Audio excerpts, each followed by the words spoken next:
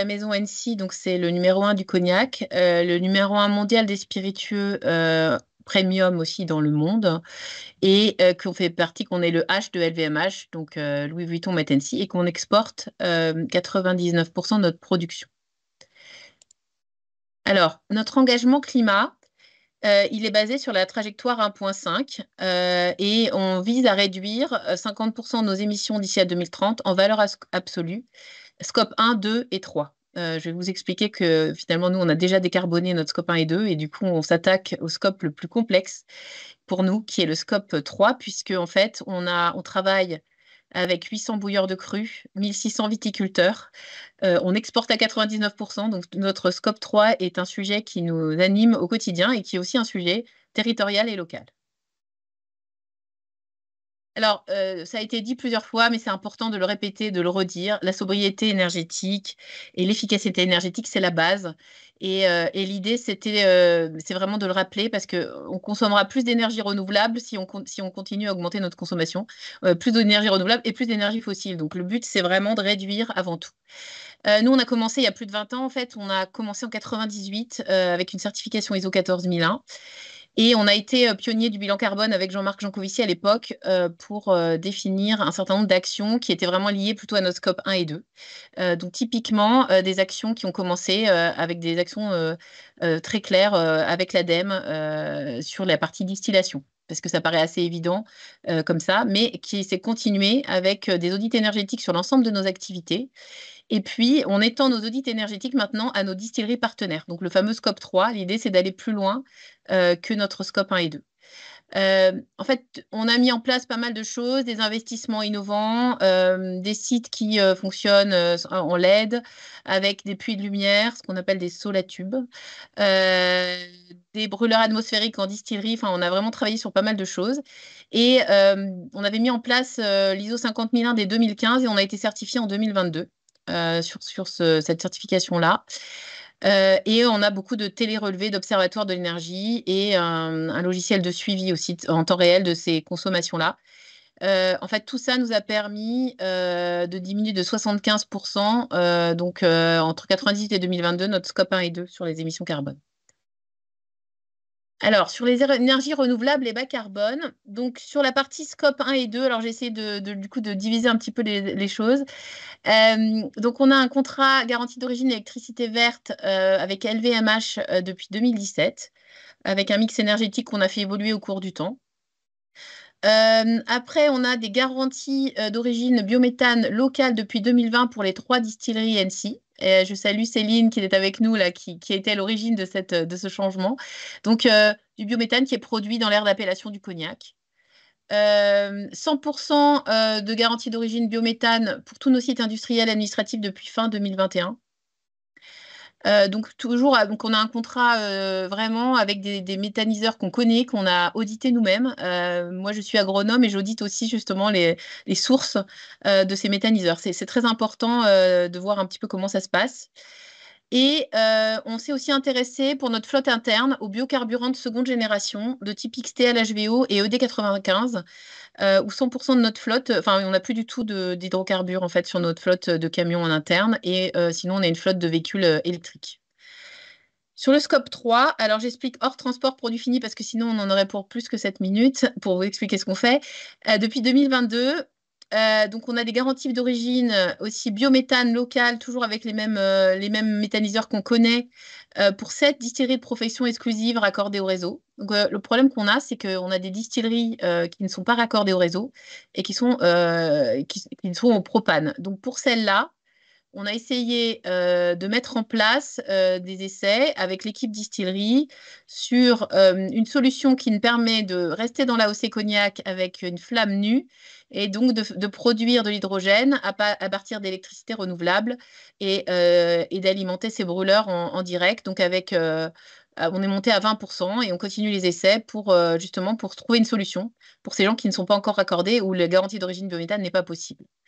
Et puis sur les tracteurs agricoles, qui sont un élément très important de notre bilan carbone, on essaie des biocarburants de type XT LHVO pour décarboner toute cette partie de tracteurs agricoles. Voilà, j'en ai fini.